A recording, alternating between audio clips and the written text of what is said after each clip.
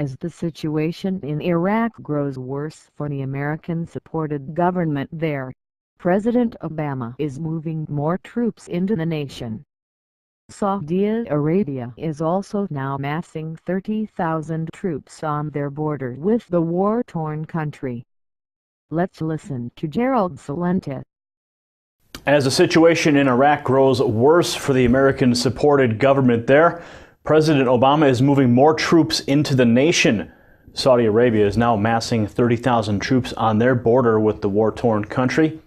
Our guest today, Gerald Celente, is a futurist predicting movements in society and economies. He's the publisher of the Trends Journal, and over the years he's made several predictions that have later proved highly accurate. He's our guest on the show today, here to talk to us about the war in Iraq and what recent troop movements may mean to the future of the nation. We'll talk about what may happen in that country, and finally we'll ask Celente to offer us his predictions for the future of the United States and the world. Welcome back to the program, Gerald. Oh, thank you. Gerald, after a series of rapid advances throughout Iraq, why do you believe the militants chose not to take over Baghdad? Oh, this whole thing about militants. I mean, who are the militants? This thing's been going on, since the United States invaded in 2003. They use these words, militants and ISIS and Al-Qaeda and al-Nusra. And what happened to Al Capone? I mean, this is kiddie crap. What they're doing is they're making it really easy for people to hate a bad Islamic group. This group has nothing to do with Islam and it has nothing to do with Muslims. They're murderers. And the Iraq war has been in a civil war since the time the invasion happened in 2003.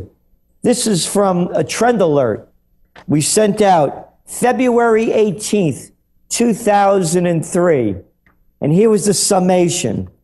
This is from a Trends Journal, Top Trends of 2005, that went out in December of 2004. While the victory on the battlefield may be swift, considering the massive military power of the United States, the war against Iraq will be eventually lost. Iraqi generals have promised to launch unrelenting suicide attacks against coalition forces and have vowed to fight down to the last man to repel invaders. Thus, a guerrilla war will drag on until they have regained control of their country. That was a month before the war started. And I got this little creep out there, Dick Cheney, shooting his mouth off on all the media, saying what we should do next. Let me read you this. Remember, this is it from 2004 now.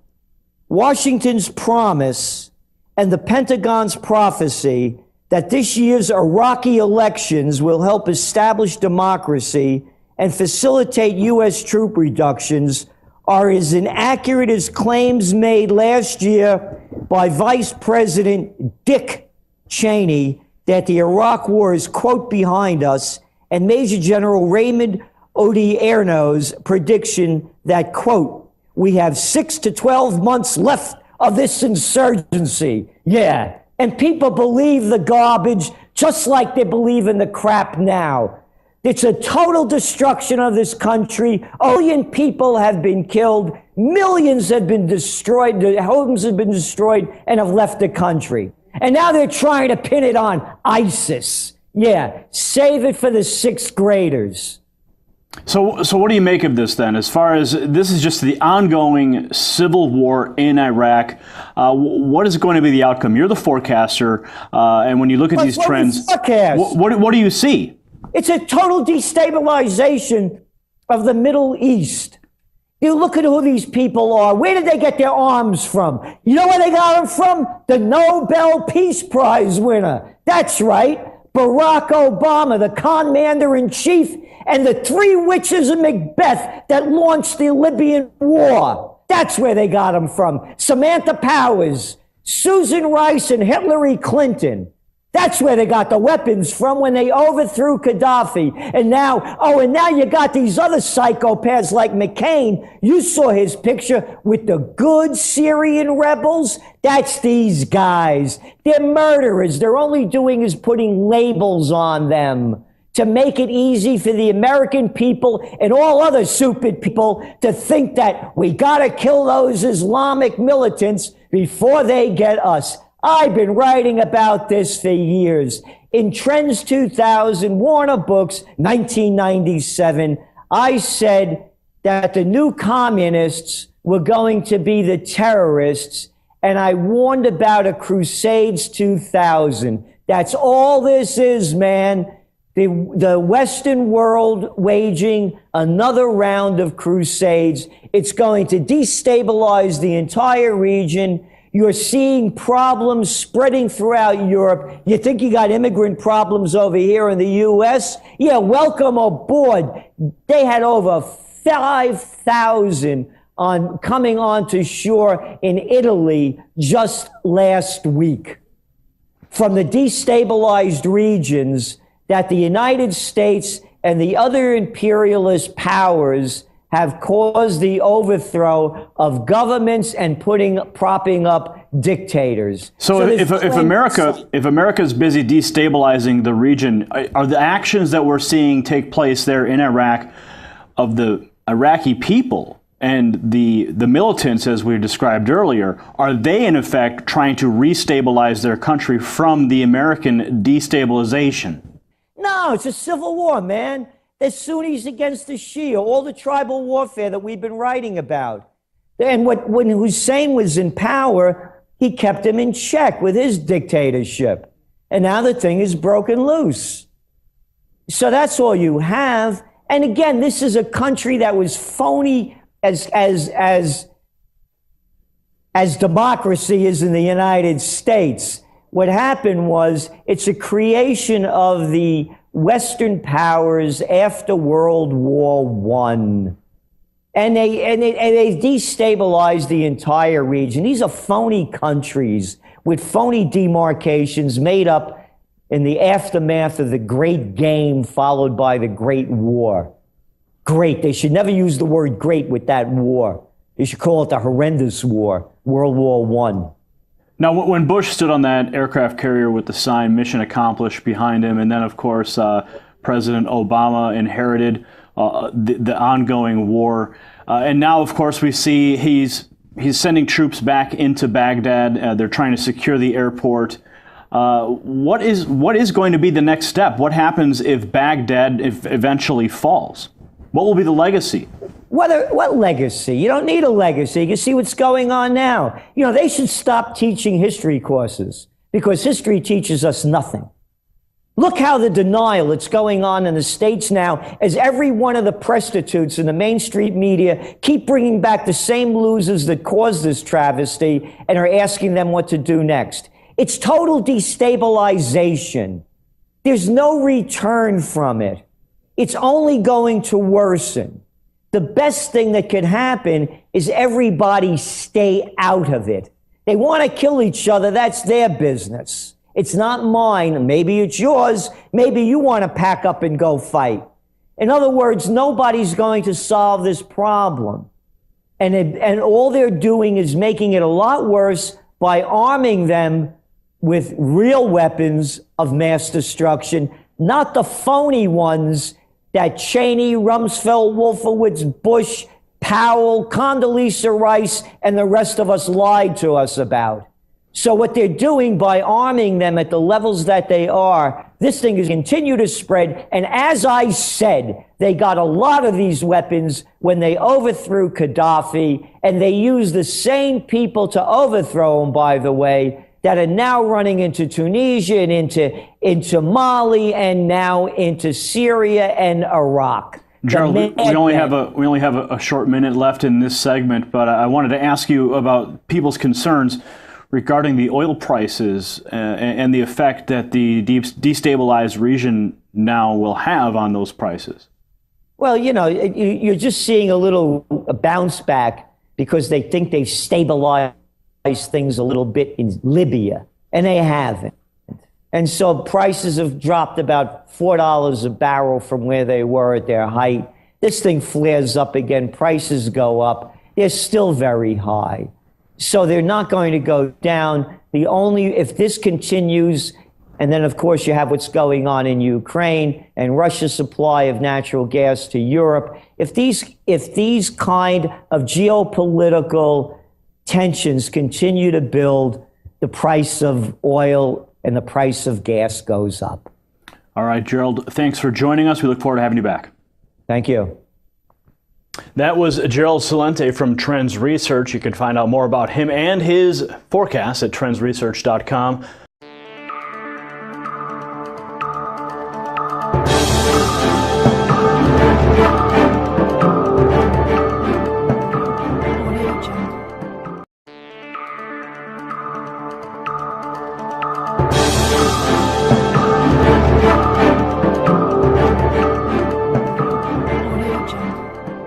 What are you coming up with on the next 4 years?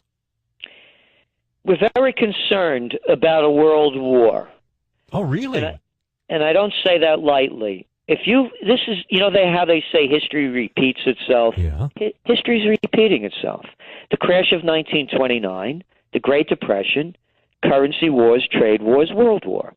The Panic of '08, the Great Depression. There's a depression going on.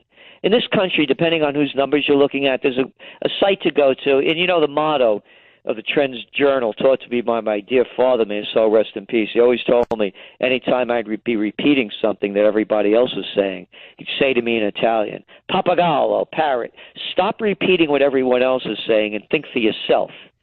So what I'm saying is this is the way I see it, and I always encourage people, think for yourself. And what we're looking at, again, there's a website called John Williams Shadow Stats. You look at his numbers, he's looking at unemployment in the United States ranging from anywhere between 16 and 22%. But go beyond the United States. There's a depression in Spain, a depression in Greece, a depression in Portugal, depression in Ireland, depression throughout a lot of Eastern Europe. So the Great Depression, and then it was followed by currency wars. There's a currency war going on. All of this lowering of interest rates, record low interest rates, is devaluing the currency so the exporters can export more product. Now you hear from Brazil, from Guido Mantega, their finance minister, yelling, there's a currency war going on. China's devaluing. The United States, Europe, they're all debasing their currencies so they can export more. Trade wars. Listen to the presidential reality show. Romney and Obama now are talking trade wars with China, and Obama's bragging about how tough they're getting on them. After that, it's world war. Is there a world war? It's going on now. Go around the world. There's a war in Yemen, a war in Bahrain. There's a war heating up in Kuwait as we speak. Tens of thousands of people are taking to the streets. There's a war in Libya. There's a war in Syria. Oh, now Syria and Turkey are going at it. Whoops, now it's seeped into Lebanon.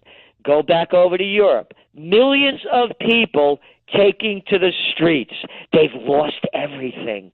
People have no jobs. A lot of them have no food or shelter. So we are, as we see it, on the brink of the first great war of the 21st century, and the most important debate of all the three debates that I watched, which again, none of them amounted to anything. To me, it was an empty suit versus stuffed shirt. When you listen to their foreign policy, it's more of the same and worse. They are going to drag us, as we see it, the next 4 years is world war.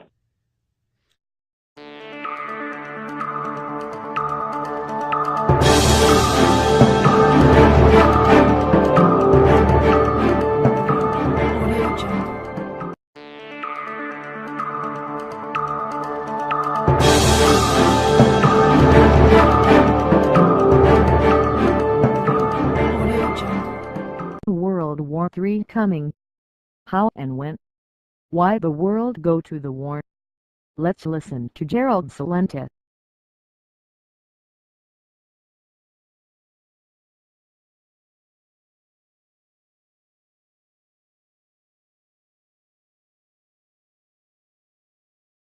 Forecasters, and at the beginning of the year he said the economy wasn't going to be so good, and it looked like it was doing great. We just got off the first quarter, a 2.6% first quarter, and he said you probably would have a financial calamity by the second quarter. That hasn't happened with a great big yet. And he also said when the economy is bad, they take you to war. I'm talking about Gerald Celente, the publisher of the Trends Journal. Gerald Celente, thank you for joining us today. Hey, always great being on with you. Well, I want to start with the economy first, and I end up with all these war cycles that are going on that you aptly predicted at a time when things look pretty peaceful. But the fourth quarter came in at a 2.6% positive print, and then lo and behold, with all the revisions, they revised it down to a 2.9% negative growth in the first quarter. Either at the end of the year or at the beginning of the year, you said the economy would falter. Whew, I'd say that's a pretty correct call. Well, it hasn't gone to the second quarter, bust yet, but it ain't looking good. Well, here's from last week's Financial Times, and it's the front page story. Investors call time on junk bond bull run. Junk bonds are on track for their worst monthly return in nearly a year, with investors fretting that the era of easy U.S. central bank money is at an end and calling time on a bull run for one of the market's riskier asset classes. This whole so-called recovery has been built up on unprecedented levels of cheap money. They keep dumping it into the market. They keep pushing it out there. And it's not only in the United States. You have over in Europe negative interest rates. You have now coming out of China, their GDP to debt ratio is over 250%. You're going to see default coming about in Argentinian bonds. You're looking at one crisis adding up after another. Again, you heard Janet Yellen, the Fed chair, come out a week ago warning that there is trouble in the so-called housing recovery in the United States. And then we're looking after that, new home sales down some 8.1% year to year, and a falling of home sales throughout since they can't blame it any longer on the winter weather, going right through to the year. So what's going to happen, Greg, is when interest rates go up, the economies are going to crash down. You're looking at merger and acquisition activity in the first 6 months of 2014 that rivals that of 2007. So they have built up an even bigger bubble. Well, as I said, the economy hasn't crashed, and I want to put hyphen yet. But when you made this prediction, I just want to kind of toot your horn here, that the economy looked great. We were coming off the fourth quarter. It was going to be a 2.6%. There was peace everywhere. There wasn't any of this thing in the caliphate. The Islamic State was nowhere to be seen. There was not a crisis in Ukraine. Nothing was happening in Israel. That looked pretty calm. And now, whoa, surprise! And let's start with Ukraine.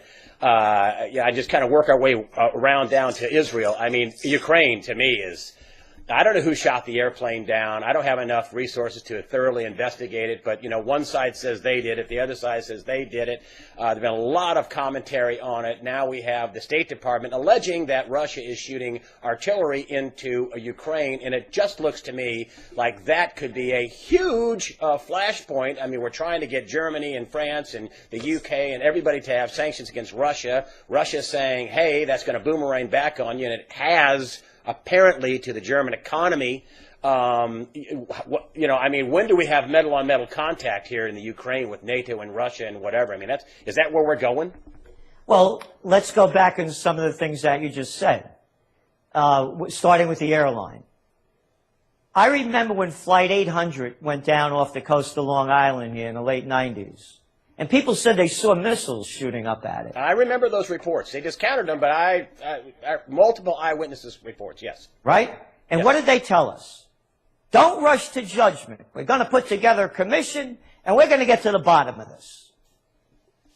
And it went on for months, if not years.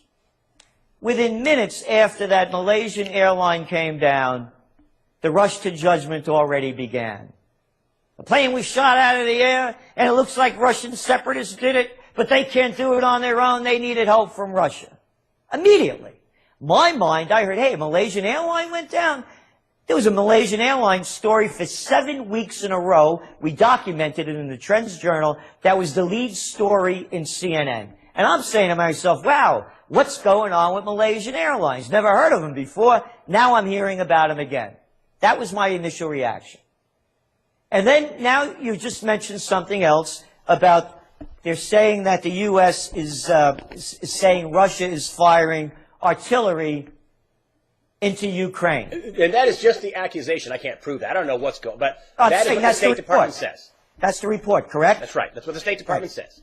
So now that's what the State Department says. Yes. And you know where they got that information from? Hit me. I'm going to read you the quote. From, quote, our intelligence friends. Intelligence friends. I just got a bunch of stupid friends. They got intelligence friends. Who could those intelligence friends be? Maybe Ukraine government? Oh, and by the way, story not making the news? Push back, boop.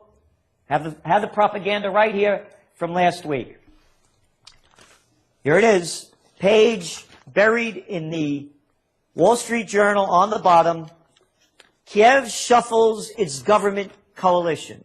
Now, isn't that nice whitewash language?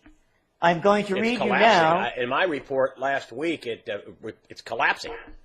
That's it. It collapsed. Yatsenyuk said the government collapsed and he was resigning. That's correct. But that's not the way it's being reported. So now we go back to that's their intelligence friends. Here we go. The person who's the State Department spokesperson, her name is Marie Harf. You know what a former spokesperson was for? The Central Intelligence Agency. And she declined, this is from Bloomberg, she declined to say how the U.S. reached its conclusion on Russian intentions and activity. Quote, I can't tell you what the information is based on. How about it's based on BS? How about it's based on propaganda? How about it's based on no facts? How about that they keep feeding the propaganda in and people keep believing it and rush to judgment? 85% of the people believe that Putin had his hand in bringing down that plane, thanks to the propaganda coming out of the United States. Yeah, and just fast forward to your original prediction, when the economy goes bad, and it clearly isn't going well, and they take you to war. Is that what they're trying to do here in your estimation? Is this the payoff to your prediction, or that, you know, when the economy goes bad, they take you to war? Is that what you say that they're trying to do? Well, let's just stay in the Ukraine. And what was the economy before the revolution happened that the United States had a hand in overthrowing the Yanukovych government? They were in a depression. The place was a mess. And now it's in even worse condition. Look at, you were talking before about sanctions and how Europe doesn't want to go in with a lot of them. Look at the problems they're having in Europe. There's no recovery. They still refuse to call what's going on in Greece and Spain and Portugal a depression. They call it a recession. Look what's going on around the Middle East. Look at the destabilization. Look at the numbers that you talked about going on in the United States with the economy and the revised, was it 2.9? Negative in the first quarter. In the first quarter. And that's the best the government could make it look. Yeah. So I mean, there is no recovery. So they take you to war because those are the conditions that keep boiling up, and then they keep putting out the propaganda that brings the fear and hysteria within the people that encourages them to go to war. Do you think we'll have a war in that region, which could turn into a global war, soon? Yeah, absolutely. Absolutely. Before the end of the year? You know, it's hard to tell. You know, I have to tell you, I am so saddened by the cruelty that's being committed around the world and whitewashed with platitudes and propaganda as to why people are slaughtering other people. Whether it's in Nigeria, whether it's in Mali, whether it's in Syria, whether it's in Gaza, whether it's in Bahrain, whether it's in Yemen. The slaughter that's going on in Ukraine, they are covering, matter of fact, another story that did not make the United States press. What's it, the Health Watch, HW, yeah. Help me out here. What is it, the UN Health? No, the The one that watches, it sees what kind of slaughters are going on around the world. Human Rights Watch? Human Rights, thank you. They are criticizing the Kiev government for slaughtering innocent people in the eastern region. Human Rights Watch, that's it. That's right. It's not being reported at all. But when people that are on the side of whatever government is putting out the propaganda, it's covered up. Anybody that fights back, I don't care what country it is, whether it's in Iraq, whether it's in Syria, I don't care what the country is, when the governments report the people fighting back, those people are labeled with two words. They're either terrorists or they're militants. As a matter of fact, going back to the Ukraine, that's what they call the Eastern separatists. They call it a war on terror, and they're terrorists. So what I'm saying, Greg, is the sadness in my heart from the cruelty that's being committed. And by the way, there's silence among all the religions around the world, including the Catholic religion. The Pope is out there with all these photo opportunities, and I'm Catholic. I don't see him speaking out about any of it. None of it. So your war prediction, do you think that that the Ukraine turns into a full-blown war, and do you think what's the timing or window, what do you think about that? Then we'll move on. It doesn't have to. In other words, it doesn't have to. There can be some kind of a peace negotiation. There were just last week, as the Gaza incident kept heating up, over 800 dead, Kerry came out with a new proposal, a peace proposal, and it was rejected. And, people ask me, well, what could be done? They keep going back, who did this, who did that, who's responsible, who said what? I believe I have a solution. Israel calls itself, and Americans do too, the only democracy in the Middle East. Okay, let's call it that. Let's have a one-state solution. Let's take down the borders of everywhere. Bring down the walls, as President Reagan said. Make it a one-state solution. All people are created equal. That, to me, is the only solution. If someone can come up with a better one, fine. You know the motto of the Trends Journal, think for yourself. That is the only way that I can see it. It has to be, in my mind, unlike these politicians who say this is the way it should be, I'm saying, as I see it, to bring peace to that, to bring peace to Ukraine, make it a one-state solution where all people are created equal. Not like a one-world government, though. No, I'm talking within a state. Within a state, okay. Within a country.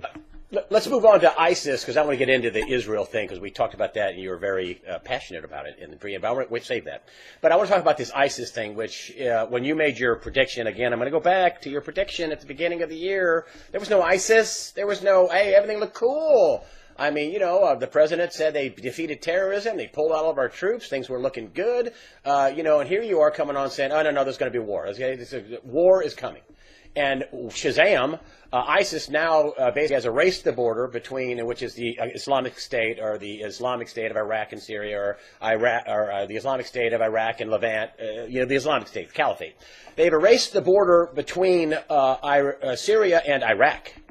And they've taken over 35% of Syria and all their, basically, what's been reported, I think on Reuters or somebody, all their oil production and natural gas. And then they pretty much control at least half of Iraq, to where the government there, Maliki, which is Shia, which is Sunni, the Maliki government has been wanting help from, the Obama administration for almost a year. And now, basically, the reports are that either the United States helps the Maliki government, or they're going to find somebody else to help them, and it looks like it's going to be Russia and or Iran. What do you think about that situation with the Islamic State and the murder of Christians, the murder of moderate Al-Qaeda, the crucifixion of people? What do you think about that whole ball of wax there? Well, the reason why we had forecasted it goes back a couple of years, and we kept building, and that was when President Obama launched the so-called humanitarian mission that wiped out the Gaddafi government. And then if people know their little bit of history about it, these are the people that the Gaddafi government kept in check, as what happened also when Hussein was running Iraq. Number two, the United States, France, and England, they supported these people to help overthrow the Gaddafi government. Number three, where do you think they got their armaments from? They got a lot of them from the cash from overthrowing the Gaddafi government, because the next country to fall after that was Mali. And you had these people that took those armaments and went down there. Also, the Arab League is also behind the supporting of these other people, because they're looking to overthrow these other governments. Particularly, they have a stake in the game in Syria. So they have been funding them. And they want to knock out, it's the Sunnis that want to knock out the Shia minority government of the Assad. minority governments, and of course in Syria, it's the Alawite government. Yeah.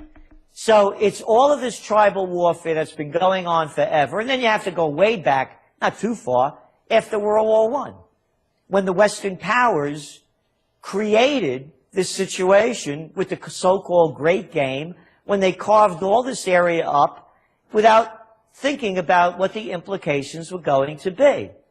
So now these are the results of that, plus foreign intervention, fueling the fire with armaments. And they keep using these words. You mentioned Al-Qaeda, ISIS. You know, they keep making up this stuff. These are criminals. They're criminal organizations. When you read back, for example, and we have it in the Trends Journal, the last edition, days after 9/11, they already started promoting the Islamic fundamentalists as bombing the World Trade Center.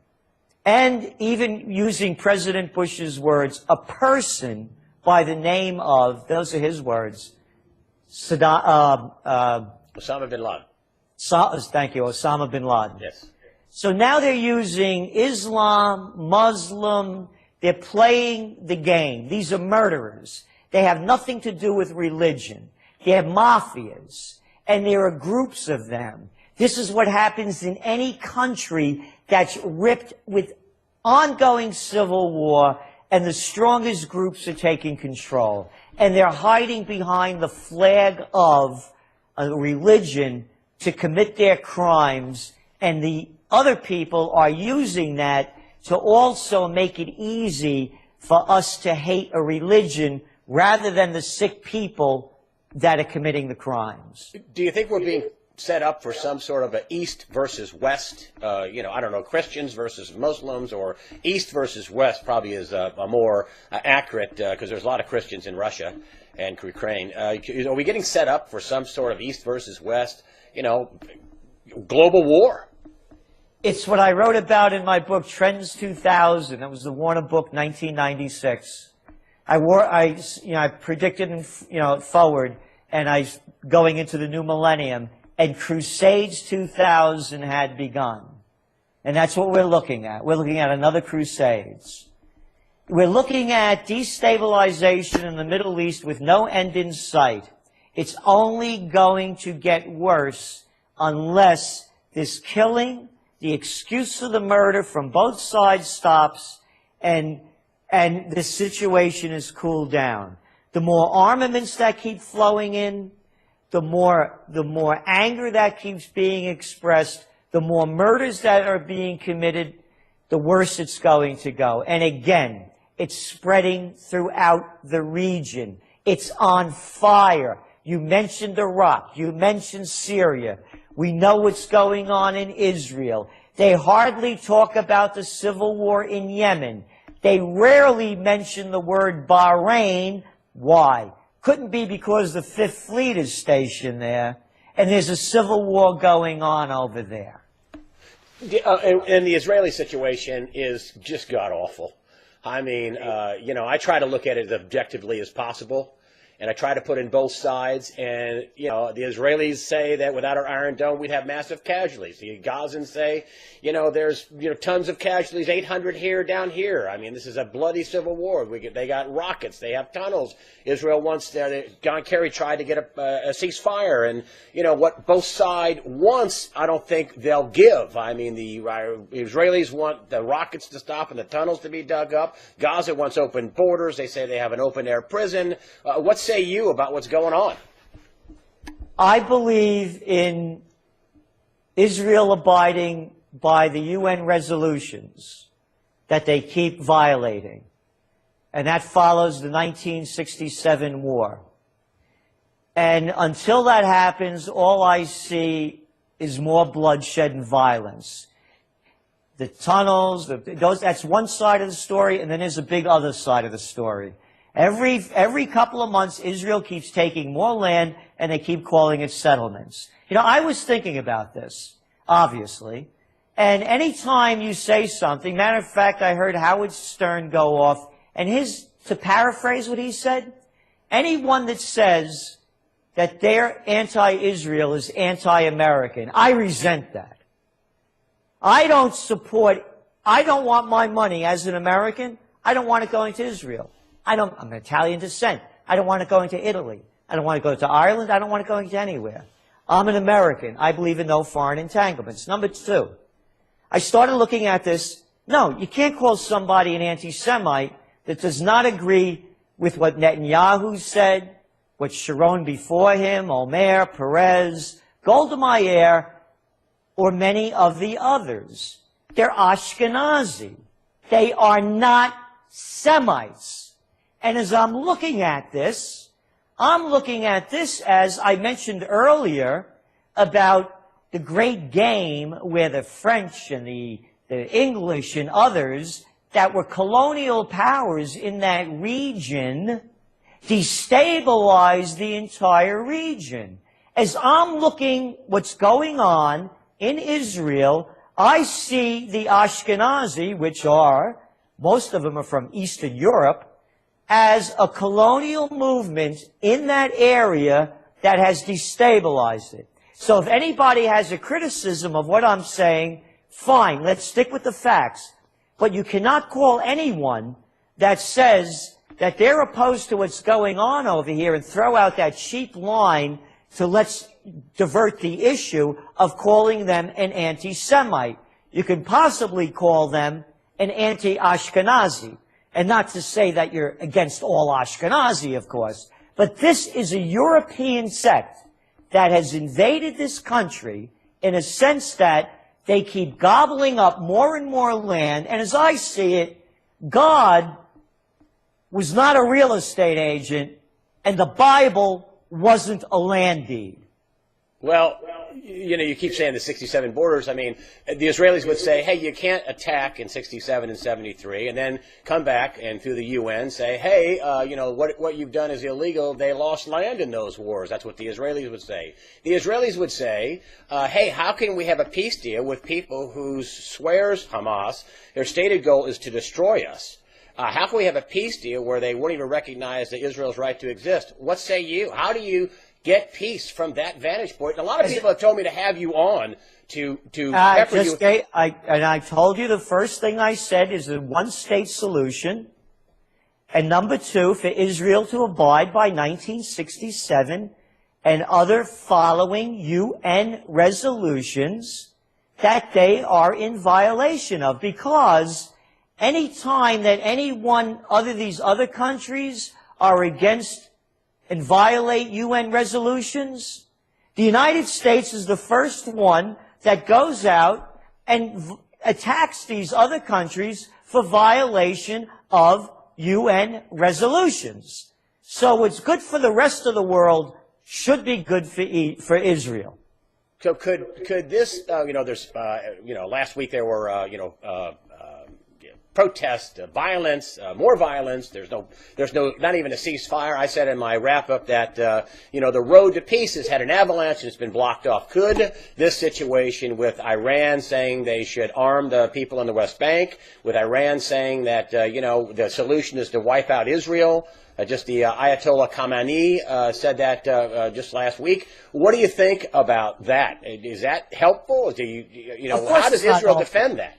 Let's go on and listen to one of the Israeli parliament members, a deputy, I forgot what his name is, that just came out and said that he wanted to eliminate the whole area Palestinians. Well, and the Palestinians would say so they you want have, and saying, we can go back and forth on that. Greg, the what I'm saying Palestinians is say that that they want to men on eliminate both Israel. sides. That's both. I know, but I'm saying, but that's not their stated charter. That's Hamas's Well, stated it's not charter. the stated charter.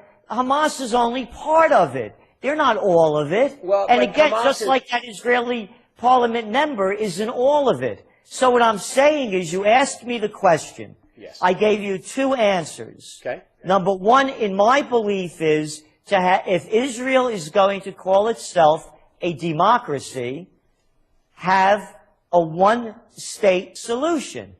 All people are created equal. That's how I see it. Number two, to bring the warring parties to the table and agree. If Israel abides by UN resolutions, will Hamas agree to Israel's right to exist? So let's start with a point. And that would be my beginning point. In May, one of the top Hamas officials said it was a red line and said they couldn't recognize their right to exist. That was in published reports. I think it was Reuters, something like that. Okay, let's say your solution doesn't work. We can't keep going back to that as the whole reason. But they have a document, Gerald. You can't interrupt you. You threw out the question. You can't overlook a stated document, not just one person saying it. It's the stated goal of Hamas. All right, so then what's the solution? I don't know what the solution is. All right, by what you're saying then, let's wipe out everybody because there's a couple of officials that are saying that Israel doesn't have the right to exist. So let's go with the Israeli parliamentarian that said, let's get all the Palestinians out of there. Because as if you put up on your screen the map of what Israel looked like in 1948 when it was granted that statehood, and look at it now, let's look at the difference of how much land Israel has stolen since that time. Well, some people, the Israelis would say they want it in war, and when there's a downside to war, and when you attack somebody in 67 and 73, there's a downside. So, there's a debate there, but that said... But I say we should keep occupying Germany, and I think we should be in Japan. We won the war. You want to bring peace, do you want to continue war? If you want to continue war, stay with that logic. We won it in the war, therefore we'll keep it. We're stronger than you are. And by the way, they talk about the rockets. Let's look at some of the facts, because I have some right here. This is according to the latest reports coming out about what the Palestinians have, the rockets, and they hide these weapons in so-called mosques and churches, well, etc. That's pretty well documented. Well, documented by whom? Well, Gerald, come on. Now, you can't take everything from one side and I'm just giving the other side. Maybe documented by the same people from the State Department that have their friendly intelligence. Listen, Gerald, the UN just reported... Greg, the place is 7 miles by 25 miles. The UN just reported... 8 million people. Of course there's going to be armaments around people, because that's all they have. It's a small area with a lot of people there, and anywhere you put something, there's going to be people. And why have the armaments? Here's what Israel has. They have yes, you said that. We know that. F-16 fighters, 700 M60 tanks, 6,000 armored personnel carriers, scores of transport planes, attack helicopters, bombs, missiles, and you go down the list. Yes, I understand that.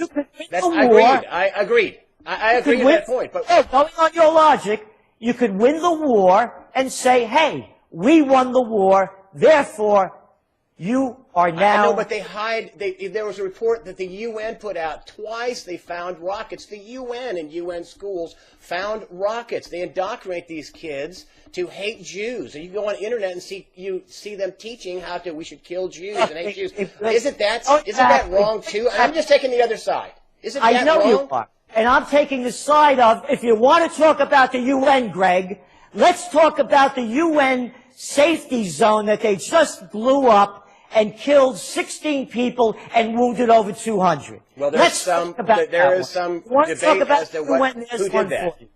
There's some debate as to who did that. There's some debate as to who did that. There's some debate coming from the Israeli side. There's no debate in it going back to the... So anything the Israelis say is wrong. That's what you're saying. I'm saying that just the bringing up their facts points. are there, and you're giving hearsay evidence, and I'm talking about things on the ground that are happening. I'm not giving hearsay evidence. Yes, you are. You are quoting I them. am not. Just like the State Department is quoting their friendly intelligence. I'm just giving the other side, Gerald. I mean, you can see the No, rockets. They're shooting. Everybody hears on every station that you tune into. In what land can you shoot hundreds of rockets into another country and it not be a war? In what land could you close it off in a ghetto of 1.8 million people, don't allow anything to come in and anything to get out for a couple of years now, and in an area 25 miles by 7 miles, and keep them into suppression, and anytime you feel like it, you'll go in there and arrest any hundreds that you want, and kill as many as you want. That's your view, and they removed. No, it's a fact. No, it's not a fact. That's not a fact. Because you're asking me one That's your thing, opinion. you asked me about the missiles, and I'm asking you to answer that other question. And that other question is, they left Gaza 9 years ago. They completely evacuated. They elected Hamas. They at the time they did this, they left Gaza. The word was from Hamas that they were going to be the Singapore of the Mediterranean. And what they've done is, look at how much armament do you have to be able to hold off the Israeli Defense Forces? They have militarized Gaza. And that's a fact. They've what? They militarized Gaza. Oh, come on. What do you mean, oh, come on? The people have been, what are the demands that Gazans are asking for? What are the demands that Hamas is asking for? They want their borders opened, and considering that, then the Israelis would say, well, listen, considering that we tried to stop all these arms, we don't want to open your borders. You're speaking now for Israel. All I asked you was, what is Hamas asking for? They want the destruction of Israel. They want to keep their rockets. No, I talked about the ceasefire. But they want their rockets. They want to keep their weapons and their rockets, and the Israelis say they're not going to let them do that. In the ceasefire agreement, Gaza has asked that they release the hundreds of prisoners that Israelis have taken in the last month. They asked that the borders be opened. That's what they've asked for. Okay. And with the borders closed, they've imported hundreds of rockets. But they've got heavy that's armament. Not the issue, Greg, with the borders closed. So you said they should be open, and they should have all the weapons they want. No, we're talking about a peace agreement. But you think they should have all the weapons they want? I never said that. You want the borders open? They can import anything they want. You're putting this conjecture into it. I said, what are they asking for in the peace agreement? Well, and by the way, how are you to know what they want? Well, so given the situation, because neither one of us are Jewish, and you're putting up the Palestinian argument, I'm putting up the Israeli argument as devil's advocate. Knowing what we know, what's your trend for Israel? What is your trend for that region? What do you perceive happening? If this continues to increase at the level that it is, it'll be hell for everyone. Because there's also the fear that this could spread into the Lebanese border. Yes. And if anybody that doesn't have attention deficit disorder, Israel lost the battle against Hezbollah in Lebanon.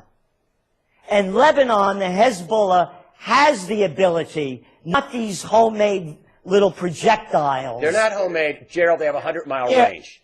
They have a 100-mile range. Nothing. They are nothing compared. They're from Iran. All right, let's say crude. Let's say crude Gerald, compared to. a 100-mile range with a heavy payload. That's what they are. Don't say they're little rockets. They're tiny compared to what Israel is dealing. They're not tiny. I'll rephrase it. Okay. They're tiny compared to what Israel has and Israel is dealing. I rephrased it. Okay. Hezbollah, on the other hand, it's a different game. You asked me what will happen. As a trend forecaster, I am saying to you, if peace is not brought to that region, and this continues to spread, and if it goes into Lebanon, it will be hell on earth for everyone in that region. Now, I couldn't agree with you more, because I think it's bad. I do think it's bad. I mean, that's what I said. I thought the whole cycle was going to get worse. And my anger My anger is that peace isn't being pushed forward. That's my anger. My anger is people making excuses for slaughter, whether it's there, whether it's in Nigeria, whether it's in Syria, wherever, whether it's in Ukraine. I am sick of hearing politicians giving reasons to slaughter innocent people. I've had it, because we're building up to World War III. They just celebrated the 100th anniversary of World War I. A totally avoidable war by the accounts of any historian worth more than 25 cents. A war that was started by madmen. And you're seeing the same thing happen now.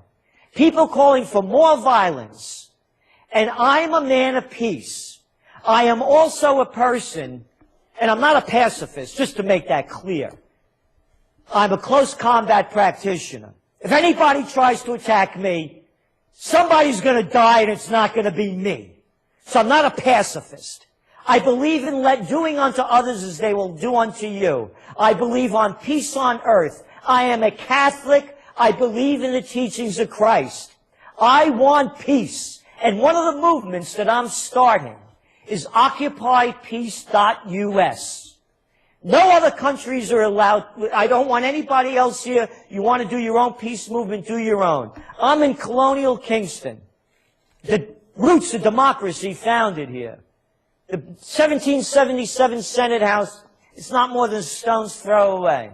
Every one of the founding fathers, from Washington, from Franklin to Adams, every one of them, Madison, no foreign entanglements. There were world wars going on then, too.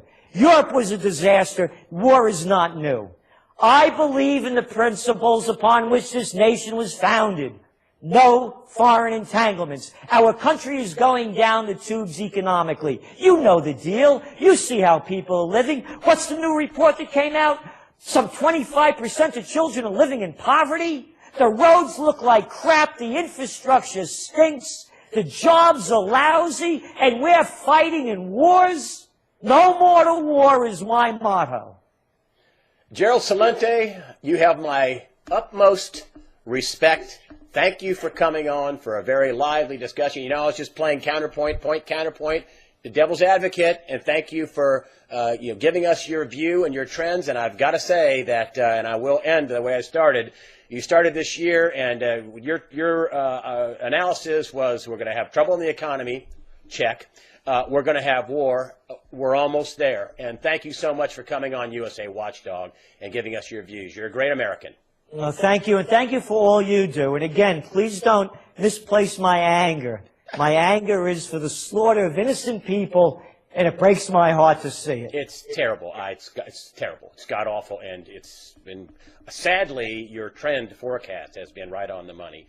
And I don't mean sadly that you've done anything wrong. I mean sadly you were correct. And so thank you so much, Gerald Celente, publisher of the Trends Journal. Thank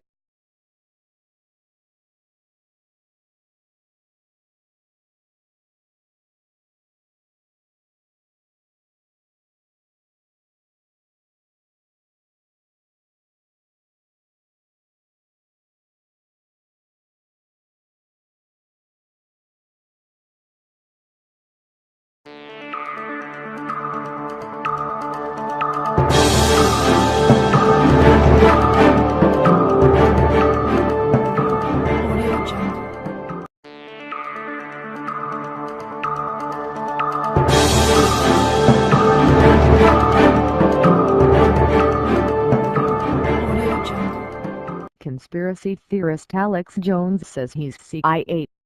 Speculation that perhaps the government had instructed Special Agent Jones to invent a plethora of crazy, over-the-top theories meant to deliberately distract conspiracy theorists from real-life conspiracies appear to have become true. In other words, Alex Jones himself is the false flag he talks so much about. Many conspiracy theorists claim he is Illuminati, CIA, or part of the NWO. InfoWars was designed by the CIA to provide a stimulus, or out for people who buck the system and don't wish to follow the will of a society guided by big government. The CIA recognized that not everyone will accept government as the only reality, so they created Alex Jones to pretend to wake up the sheep. This is your last chance. After this, there is no turning back. You take your state-prescribed meds and breathe in those chemtrails and the story ends. You wake up in your bed and believe whatever you want to believe. You take my advice. You stay in Wonderland and I show you how deep the rabbit hole goes, said Alex Jones. The government's problem in controlling a society from the two down is giving people the illusion of choice, often through the democratic process that is secretly controlled behind closed doors. The anomaly of the system of democracy is that it requires individuals to think freely, i.e. choice. It was the Founding Fathers that suggested the redesign of government in this way. But since humans have choices, and some will choose not to follow the system, there must be programs created to watch over them. Thusly, we get double agents like Alex Jones who work for government but act as beacon of hope for people with rebellious minds. These people see flaws present in the system and may exacerbate problems by creating havoc or chaos. From the government's point of view, this dissidence cannot be completely halted without dictatorial powers, so instead certain government agencies work to control it at some level. Alex Jones says on his radio program, "I see it in your eyes. You have the look of a man who accepts what he sees because he is expecting to wake up. Ironically, that's not far from the truth. I know exactly what you mean. Let me tell you why you're here. You're here because you know something. What you know you can't explain, but you feel it. You've felt it your entire life, that there's something wrong with the system. You don't know what it is, but it's there, like a splinter in your mind, driving you mad. It is this feeling that has brought you to me. Do you know what I'm talking about?" Alex Jones is an anomaly attempting to balance out a system with a minuscule amount of free thinkers. Realize this, he appears far more dangerous than a normal individual. Alex Jones' virus-like behavior could cause a system crash if he ever followed through on his beliefs, but instead acts a buffer, rendering most free-thinking individuals inert. The InfoWars program was created to solve this problem.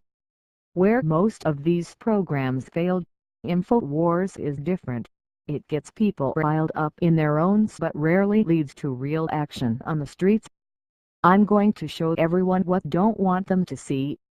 I'm going to show them the world without you. The world without rules and controls, without borders or boundaries. The world where anything is possible. Where we go from there is a choice I leave to you. Alex Jones. InfoWars has changed everything for a system that wishes to subject its people to a certain level of control and eliminate or curb some societal standards as they were established long ago in the Bill of Rights. The government still feels threatened by certain behaviors, but at this point there are no real leaders in America challenging the system. America allows herself to become merged with the goals of a select few, and people can only dream of a time when things will get better.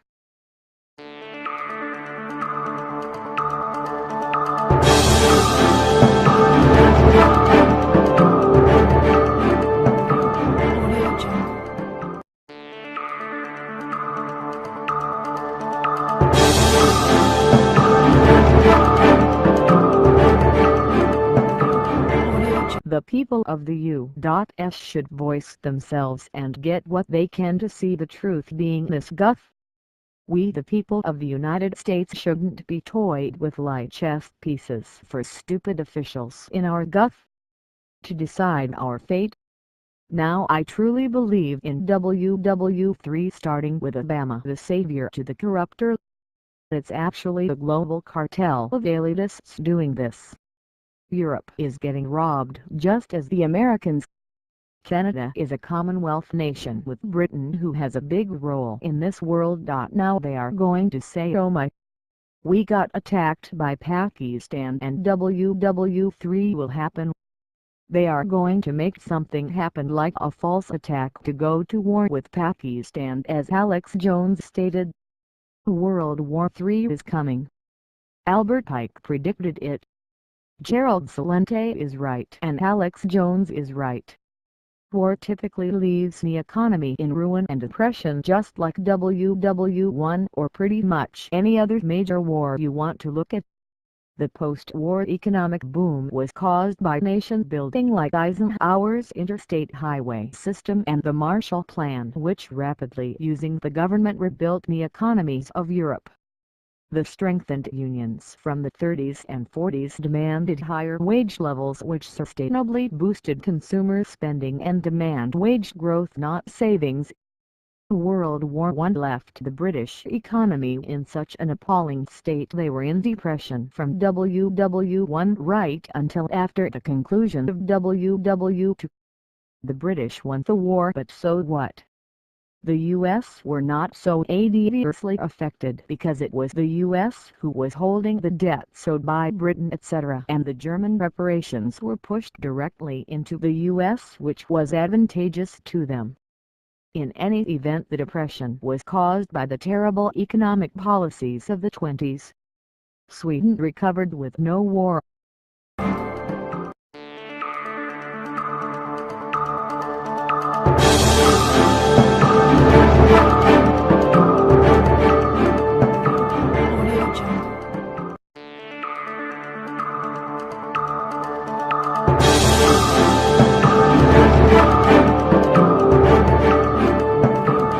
Alex Jones.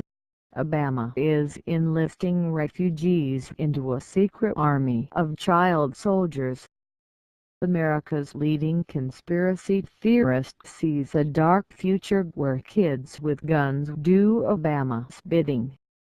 While much of the nation's political class has spent the past few weeks debating what to do about the refugee crisis on the U.S. southern border, few have had the courage and integrity to ask the most important question of all: are the dozens of miserable children currently being held at the border merely the first wave of kids from South and Central America who are entering the U.S. in order to act as child soldiers in President Obama's secret private army?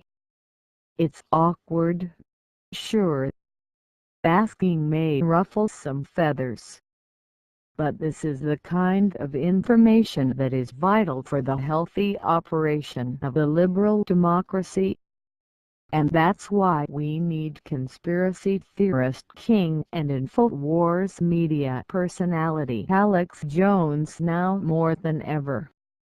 That's like the African child slave soldiers, Jones said during his radio show on Tuesday, responding to his guest William Dean's theory that the children at the border are willing tools of the despotic Obama because they crave Obama phones and want to sign up for Obamacare.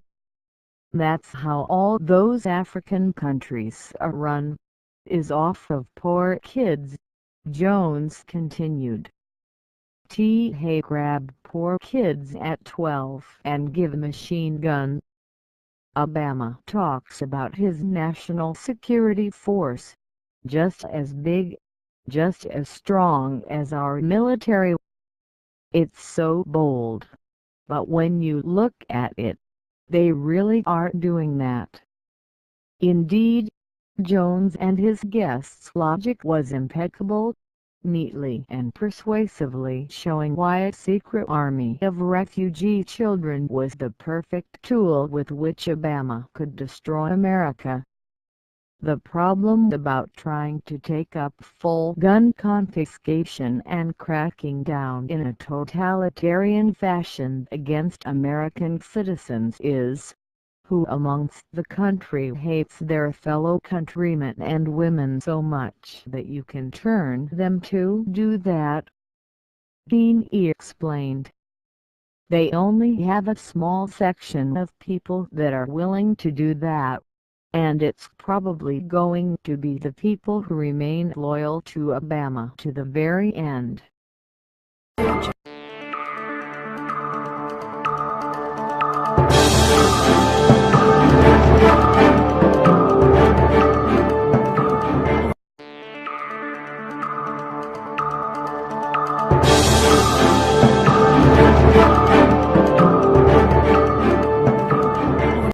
From CNN, Piers Morgan says he wants his show to be remembered for Alex Jones' gun debate. News anchor Piers Morgan's tenure with CNN officially ended on Tuesday this week, and according to a tweet sent by the British journalist, an exchange with radio host Alex Jones was among the highlights of his career there. If I'm to be remembered for anything at CNN, I'd like it to be this, Morgan told his 4.23 million Twitter followers on Tuesday, along with a link to a YouTube clip of his infamous gun debate with Jones in the wake of the December 2012 school shooting in Newtown, Connecticut. Both the Brit and Jones made headlines in their own right last year when a discussion on CNN's Piers Morgan Today concerning firearm laws in the United States turned stormy. 1776 will commence again if you try to take our firearms. Jones barked at Morgan during the broadcast. It doesn't matter how many lemmings you get out on the street begging for them to have their guns taken. We will not relinquish them. Do you understand? Jones' diatribe continued for more than 2 minutes before he switched off topic from guns and instead began to discuss antidepressant drugs. By the next morning, the escapade had earned headlines around the globe. I can't think of a better advertisement for gun control than Alex Jones' interview last night, Morgan said during a later appearance on CNN. It was startling. It was terrifying in parts. It was completely deluded. It was based on a premise of making Americans so fearful that they all rush out to buy even more guns. Now, nearly 2 years later, Morgan says he wants the moment to go down in history as being among the most remembered. Strangely enough, however, some media analysts have previously speculated that Morgan's stringent anti-gun stance is part of the reason he was relieved from his CNN job in the first place. Morgan's take on gun control is more akin to King George III, peering down his nose at the unruly colonies and wondering how to bring the savages to heel. New York Times media reporter David Cart wrote earlier this year in February, where it was announced that Piers Morgan Live would be ending its 3-year streak on CNN.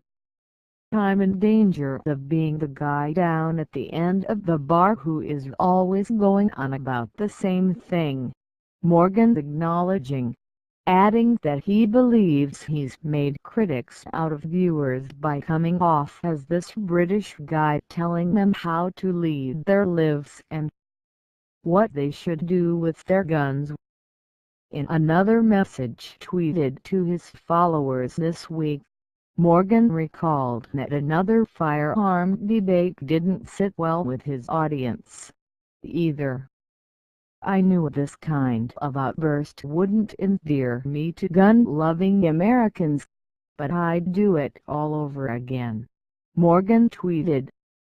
On Infowars.com, the website run by Jones, Writers argued that the January 2013 segment may indeed have been the best Piers Morgan Live ever experienced.